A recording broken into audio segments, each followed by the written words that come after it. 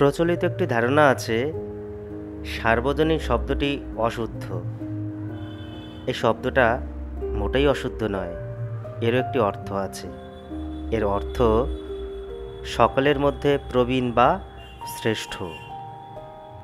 আর সর্বজনীন এই শব্দটার অর্থ সর্বজনেভ্য হিত, অর্থাৎ সকলের মঙ্গলের জন্য।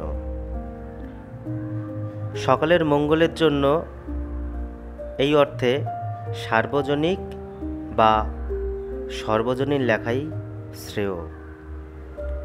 খেয়াল করবেন, একটাতে দন্ত স আছে, একটায় দন্ত শয় আকার আছে।